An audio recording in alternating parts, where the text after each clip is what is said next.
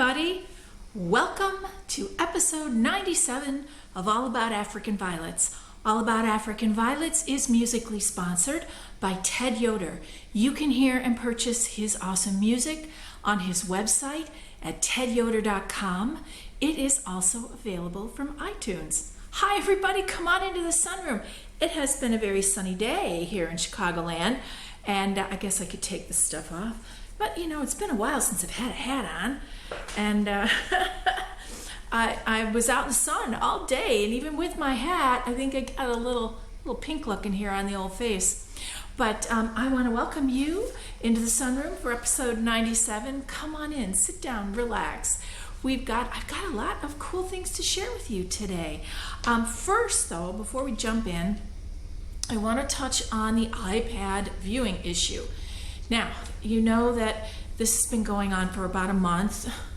WordPress did an internal upgrade that kind of knocked everything for a loop. And it's been a piece after another piece of trying to get everything back the way that it was. And I want to thank all of you that let me know that you are having issues, that we continue to test and try things.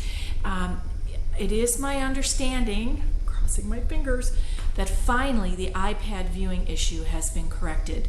VideoPress, which is a piece of WordPress, they deployed a patch of some sort that has apparently fixed the problem that so many of you were having with viewing on an iPad. So please try it. I think, I've already posted this on our Facebook page, and I'm already hearing from people that, yay, it's working.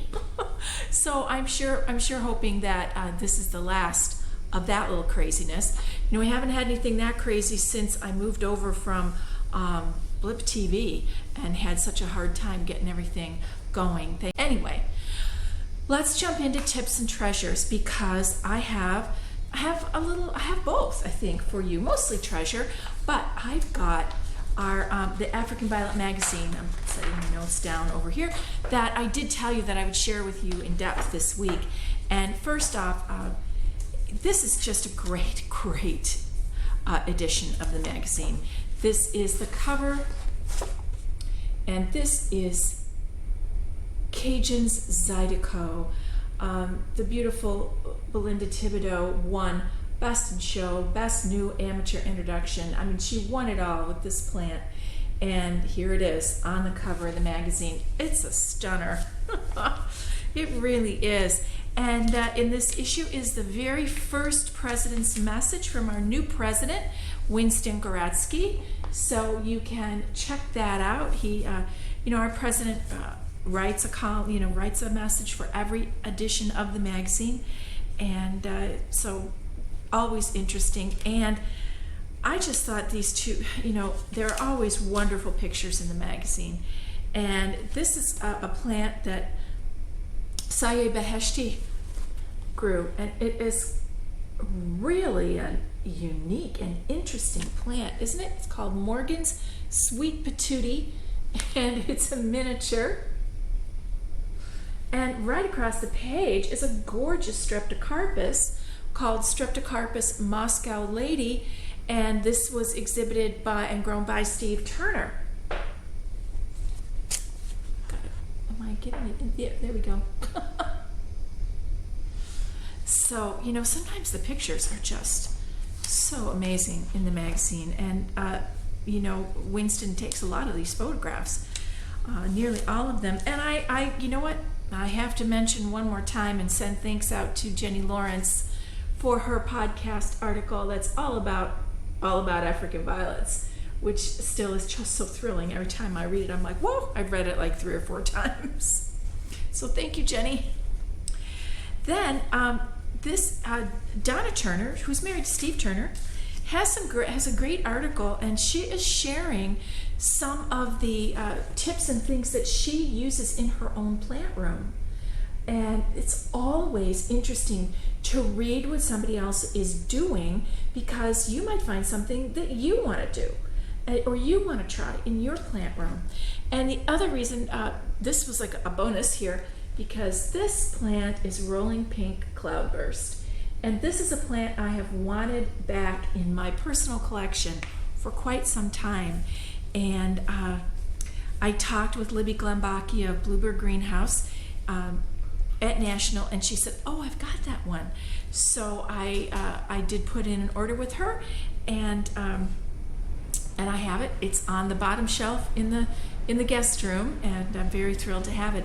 And I've got some news about Bluebird Greenhouse that I will share with you later in the podcast.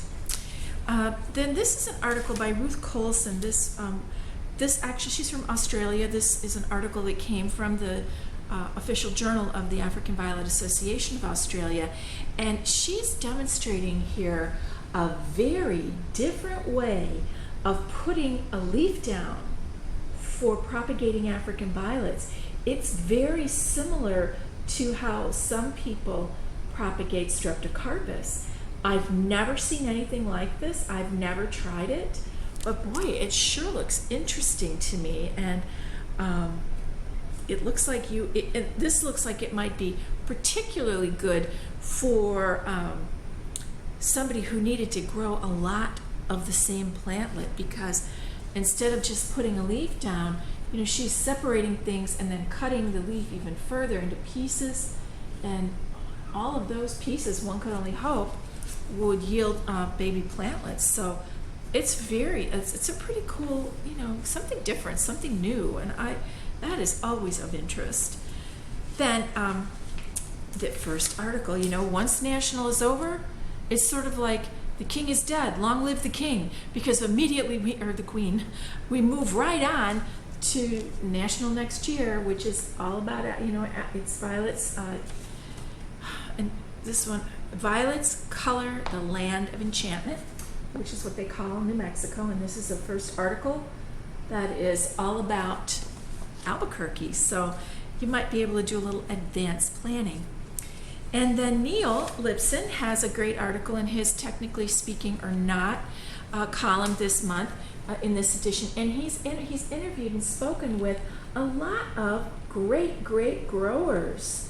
Paula Bell, Belinda Thibodeau, Pat Hancock, Sandy Skalski, and they all, it's all about their tips. They're all champion growers. So that's going to be a great article to take a look at. And for those of you who want to, you can. They always Floyd Lawson used to do this, and now it's all online. And John Carter is actually working with it. The nominations for AVSA Best Varieties list.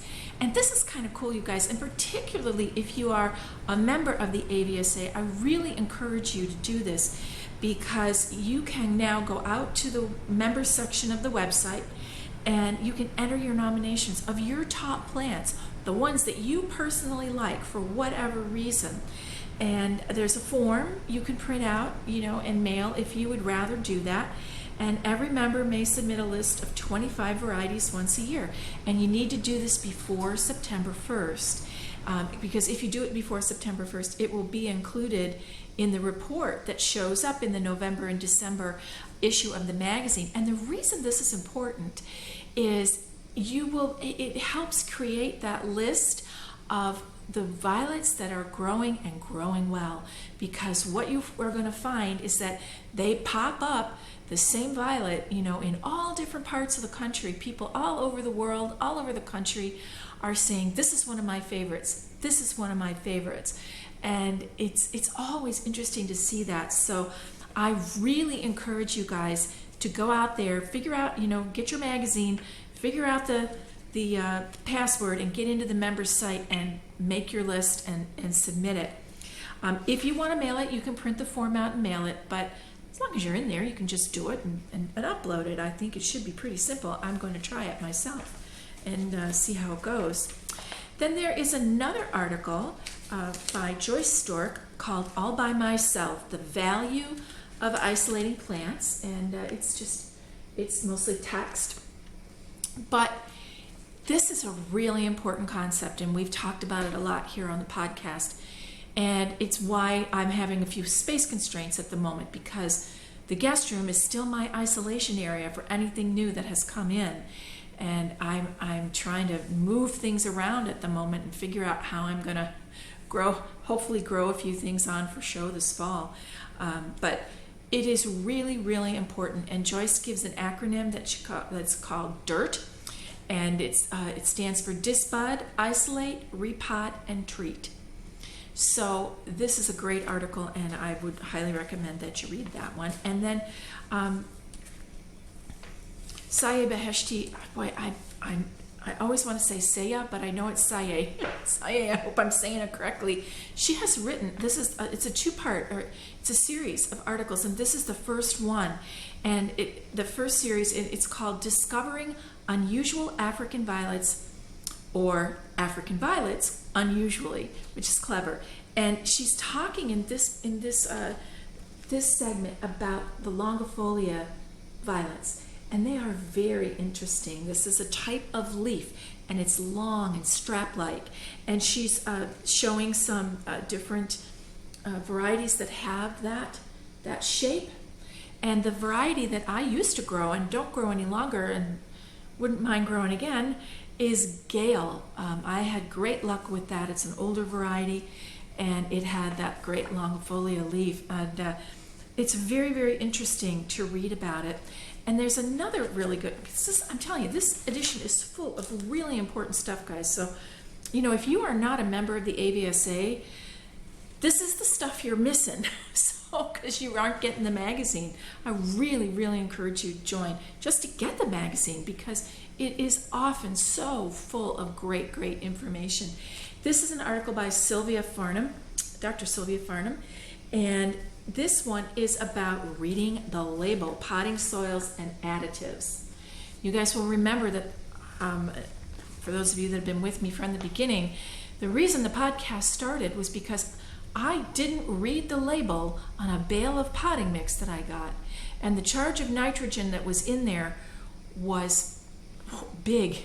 And I didn't think it had any fertilizer in it. And everything got double fertilizer, and I ended up with a bad case of micronutrient toxicity. So it is very important to read the labels. And in fact, last weekend when I spoke to the Windy City Gardeners in Oak Park, that question came up. And I said I had just gotten a bale. I got a lot of potting mix down the basement from Gary Makita of the Sunshine Mix. And one of the members there, who also knows Gary, said, it's got nitrogen in it now. And I said, really? She said, what are you going to do? I said, I don't know. I'm going to go home and read the label. So I did come home and I did a little bit of research. And yes, there is a charge of nitrogen in the Sunshine Mix. However, it's very, very minor. And what they advise is that it's probably enough for one cycle of watering, like the first go round. And so what they suggest is that you begin your normal fertilizing program very shortly after potting.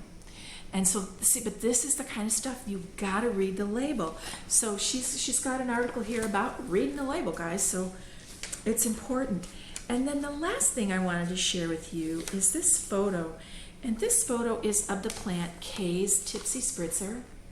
And I have to tell you that I have leaves of this one on the in the guest room there under the dome. This is a gorgeous, gorgeous photo. But I got to tell you, in person, this plant is even more gorgeous. It is so unique and so interesting. And I am so thrilled and thankful to Kathy Hayner for having me grow it here in my conditions in the Midwest. So thanks, Kathy. Can't wait for it to bloom. I can't wait for it to grow. It is wonderful.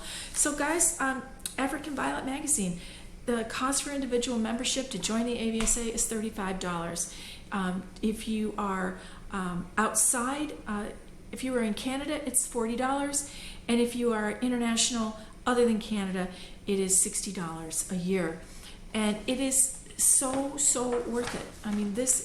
You're not just paying for a magazine. If you think of it in terms of, oh my goodness, that's a very expensive magazine subscription, you are paying for membership in the premier, society of for African violets, and you have access to all kinds of information once you are a member, and all kinds of networking and people all over the world. And it really is, and the magazine is a tangible piece, benefit of membership, and it really is wonderful. So if you're not a member, now's the time. So alrighty then, guys, I was so excited. That's why I said I wanted to wait last week, because there was so much great stuff in this edition. Look at all these little stickies I had on there. There was so much good stuff in this particular issue. That's the way it always is. Not every issue is a blockbuster, but this one sure is. And so I really recommend that you see if you can't pick this one up. So now we're going to go and take a look at some of the comeback footage. We haven't looked at any for a while.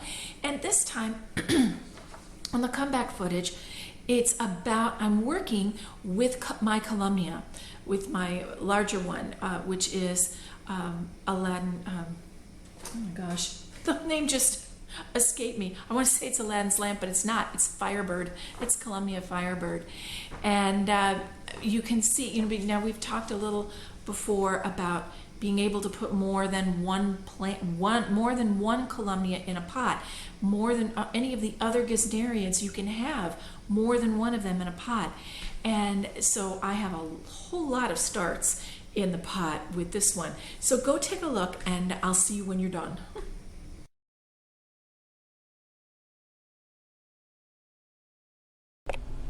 Hi everybody.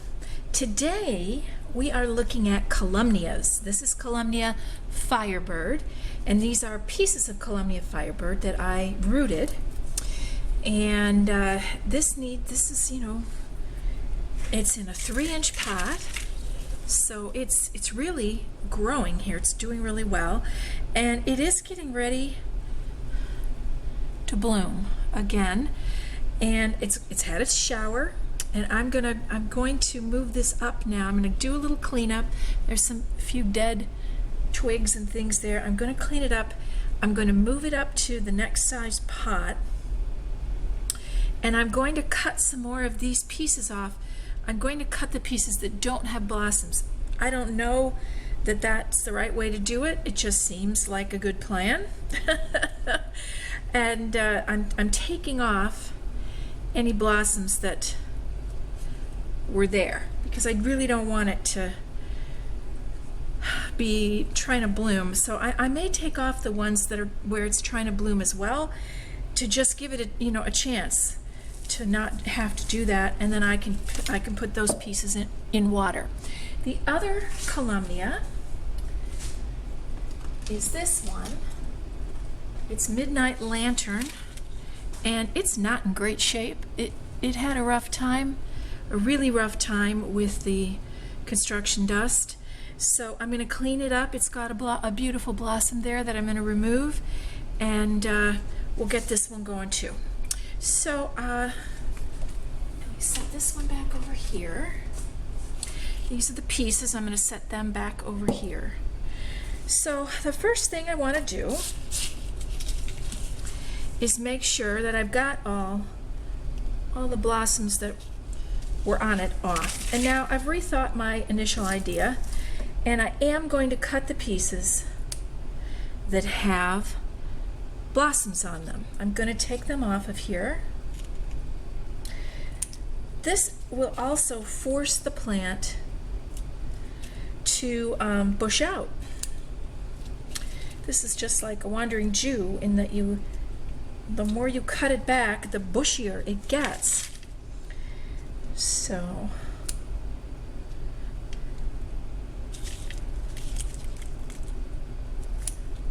go.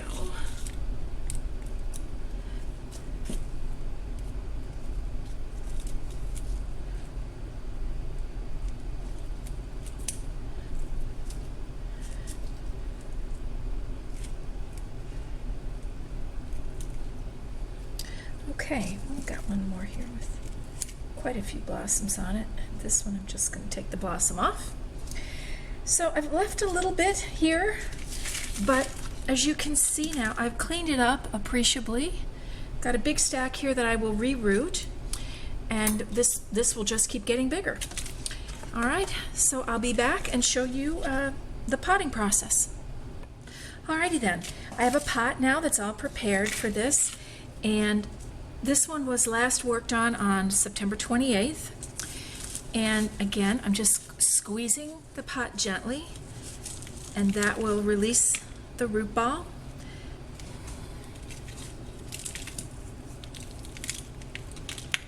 You can see a little bit of, orange, that's orangish on the top there, fertilizer salts. And just like I do with the violet, just kind of gently take that, tease that very top layer off. This was in a 3-inch pot, so we can also see, here's the pot, that we've got a lot of that coarse perlite on the bottom. I'm going to take that off. Take that old wick. This is a very dense root ball. And I'm actually, there we go. Now, I put perlite and coarse perlite and then a layer of soil there. And I'm just going to set that in there. It's going to rest right there, and I'm going to fill it in with my spoon. Just gently picking up the sides. And now I know this is hard to see. Let me try to turn it this way. Hopefully my hand's not in the way. I'm just going to fill that in gently all the way around.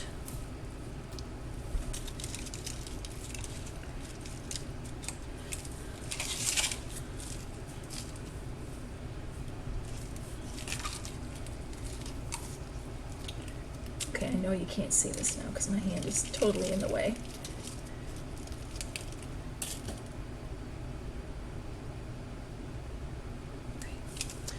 All right, so now I have these pieces of this plant that we're rooting, and I'm just taking a look at them, pulling any spent blossoms off, because once again, here we've got a messy root ball that we need to just tease apart.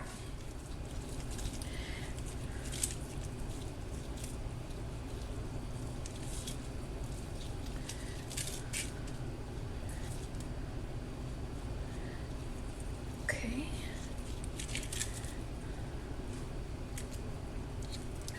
Plenty of roots.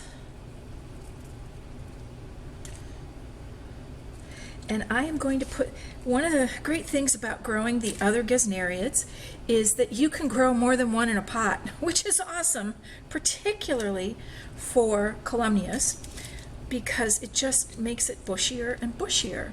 So generally what I do is I take my tool that I have. It's a metal tool. It's actually a dental tool. You've seen it before. You can use a pencil. You can use anything that's around the house that you think is going to work. And as I'm looking at this, I've made a pretty long, it was pretty long, so I am going to cut this off right there with the scissors. And then I just go through the pot, make a little hole, and gently stick in the new pieces. All right, I'm going to continue that, and I'll come back when that's done. And here we go. It's all put together. And it's in a 4-inch pot. I need to water it in, and then it will go upstairs, back upstairs where it is warm, because we've discovered that this plant loves the warmer. It doesn't want to be down here in the basement. It wants to be upstairs where it's warmer. So, alrighty then. I'll be right back.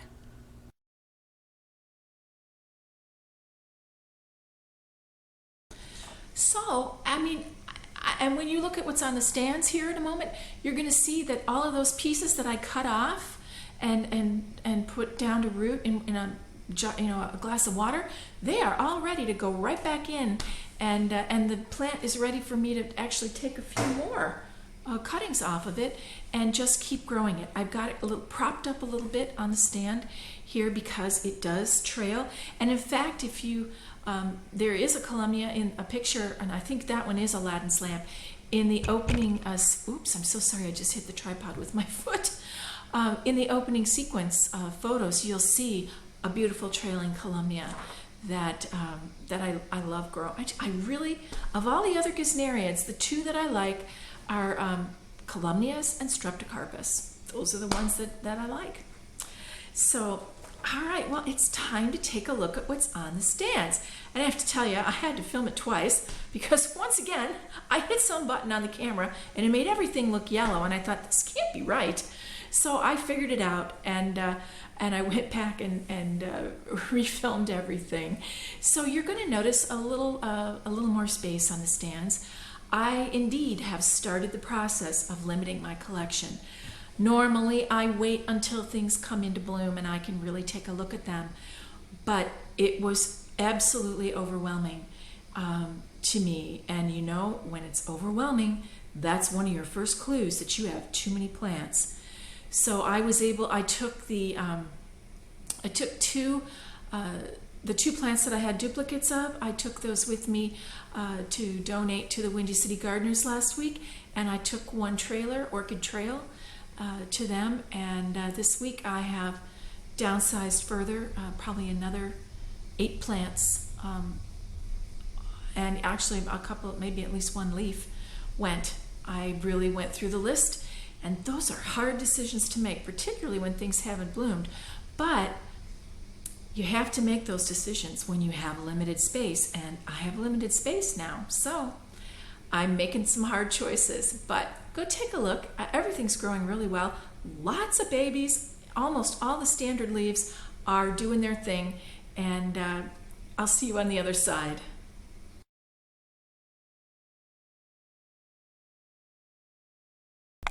Hi everybody. We're here in the guest room. I just had to, this is take 2. I just did this and I wasn't happy with it. You know how sometimes you just hit something on the camera and it makes it be the wrong color? I've done that in the past and I did it again. Anyway, we're here in the guest room and I think you can see there are a couple less plants here. I did do the beginnings of limiting my collection this week. But got plenty of babies over here. And the only standards now that are not having babies are these. This is,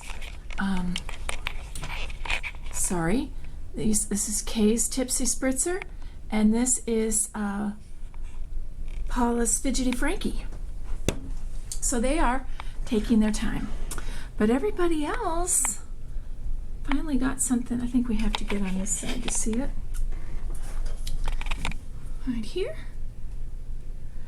And right here, this is Milang Skies. And this is a completely unpronounceable Russian one. Utomleno Solnce? I don't know. But everybody else here, things are happening. It's kind of exciting. Here's a look over on this side. Here's Sweet Sam. We've been watching Sweet Sam. Looking good. Really looking. A couple yellowish leaves still left. They're going to come off soon. And looking good. Here is Jersey Snowflakes. And everything looking pretty good on this shelf. This is Paula's PB&J, really growing, getting ready to, getting ready to groom off those last 3 or 4 leaves. It's kind of coming into its own finally. And down here, these are the crowns that were restarted, and this is Sanssouci Coco, and it's doing something that I've seen heavily variegated plants do before, where it's got that row of very heavily variegated leaves, and then it comes in with a row that's almost solid. And it does not surprise me that it did this because I was restarting the crown. So, and I have a question for you guys. This is Rhapsody Ingrid, and it was I think it was a crown that was restarted, but it just sort of feels like some of my Optimaras, the leaves are just smaller and smaller, and I'm not quite sure why that is.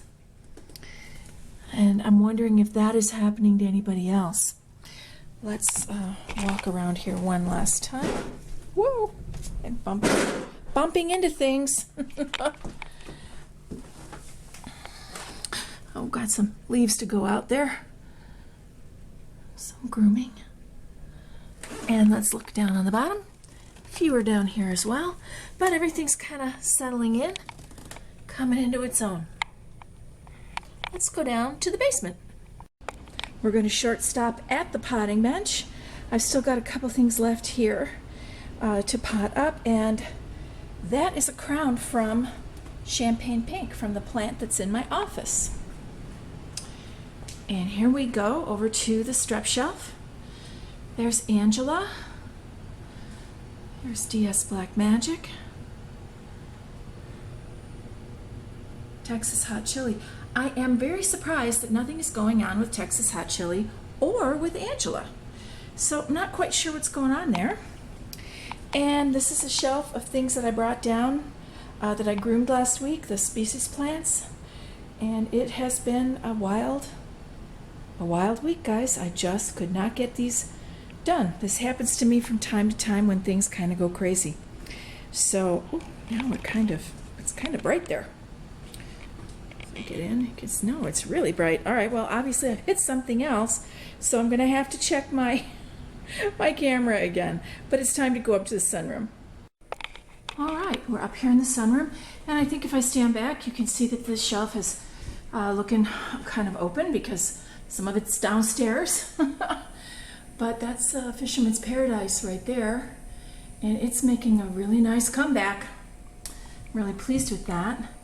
And here are some more of those pieces of the Columnia, and it's blooming just in the water. That's Columnia Firebird. And ready for me to be potting that up. And this is the other Columnia. This is Midnight Lantern. And this one seems to be much more fragile than Firebird does. That's been my experience thus far. And here's everybody hanging out here.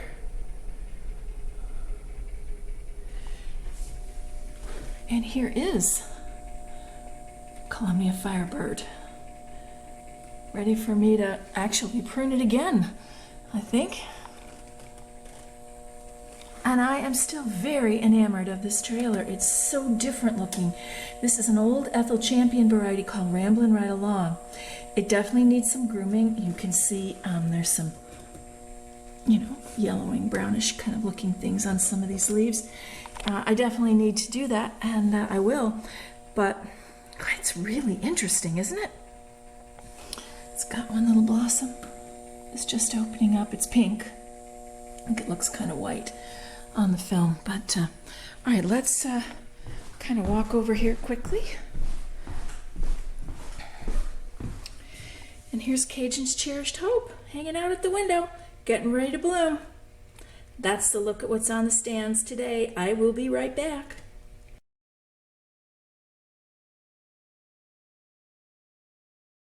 Things are looking pretty good, don't you think? I'm kind of happy with all of that. And one thing I didn't show you is that I did bring home the Heartland's white gold streptocarpus. I brought it home. I put it in a bag. I brought it home from the office on Friday, and it's in dire need of being repotted. And I'd like to split it because there is so much there. So I'm going to be working on that. Hopefully, I say this every week. Kurt Jablonski's going to be yelling at me soon. Annie, get that stuff done.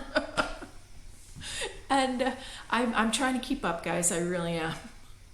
Anyway, it's time to get the bail money ready. And I don't have any events to share with you. Just to remind you, obviously, about National next year in Albuquerque. But I do have some info to share with you about Bluebird greenhouses.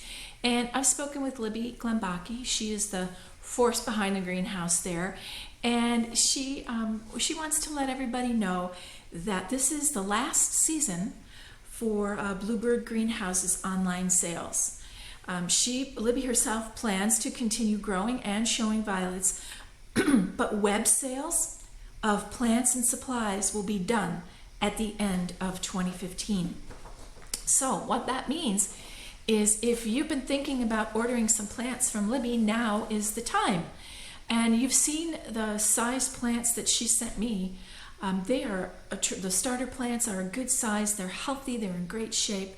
They're packed really well. And she's got a very interesting mix of varieties, including some older vintage varieties that are not as easily found.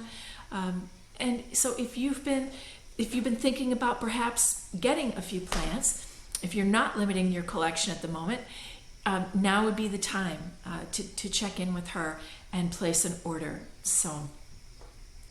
And that means now it's time to keep moving forward. I want to thank you so much for joining me this week, and thank you for the reviews and the star ratings on iTunes. I can see that more have been left, and I so appreciate that. And I so appreciate your patience with this whole mess with WordPress. What a mess. And I sure hope it's done and that you'll be able to view easily and see the podcast and catch up on the episodes for those of you who haven't been able to watch them, you'll be able to catch up with them now. And in fact, guys, if you know of somebody who hasn't been able to watch, please tell them that to try it again on their iPad because if that's their choice of what they use, so that they could catch back up. You can, obviously, the podcast is always available on the website at allaboutafricanviolets.com, but you can also subscribe through iTunes if you do have an Apple device. And I think that those folks who did subscribe and the podcast comes to them through their podcast viewer, I don't think they had the issues that folks with iPads had trying to view on the website. So that's something for you to keep in mind as well if you would like to subscribe through iTunes. All right, well, I hope that your days and the coming week will be filled with all the things you love. Good growing. I'll see you next time.